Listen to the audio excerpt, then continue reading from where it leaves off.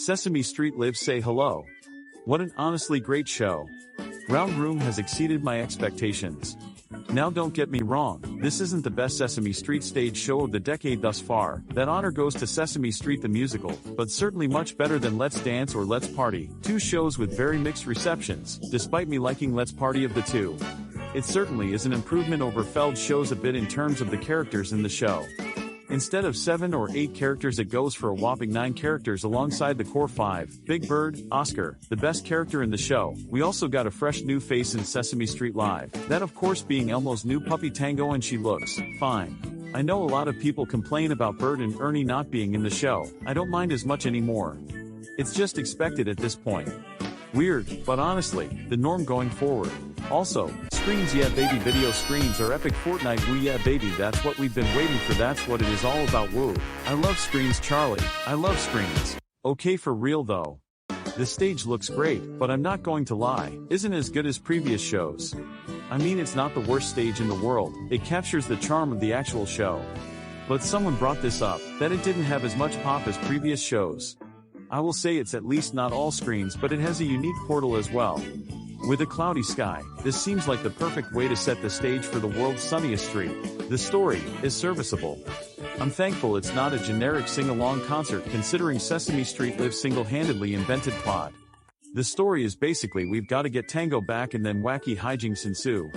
It's not that bad of a story, but comparing Say Hello's story to the many storylines of Sesame Street the Musical, Let's Party, and Make Your Magic, it's honestly just as strong as Sesame Street the Musical, but not as strong as Make Your Magic. Now I think one of the biggest surprises was the music.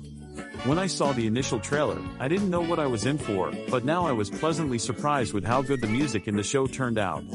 Didn't heavily rely too much on techno beats, but more or so traditional musical instruments, which was a nice change of pace considering Feld did the music for the last 2 shows, and we all know how techno they could get.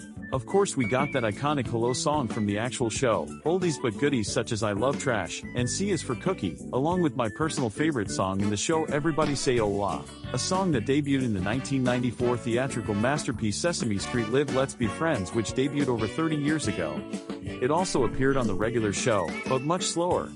I don't know, maybe I'm used to hearing the Rock Around the Block Parade and Let's Be Friends versions of said Hola song. Maybe it's a Mandela effect, I don't know.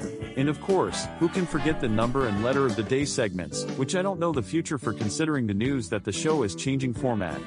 And of course, Elmo's Got the Moves, which had some surprising changes to include other characters. In fact, some songs had some neat lyric changes to fit within the storyline. You know how I had a big issue with the modern production staying entirely on Sesame Street?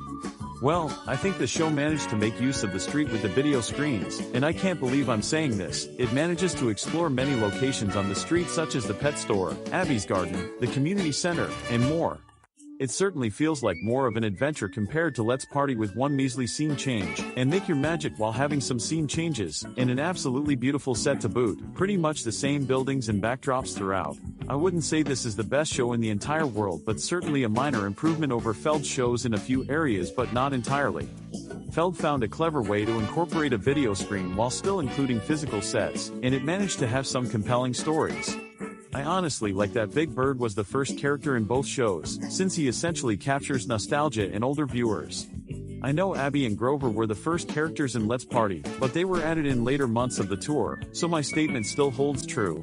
I will say, I'm glad Sesame Workshop and Round Room really stuck the landing on this collaboration, and I'm proud to officially say that Sesame Street Live's return is worth the wait.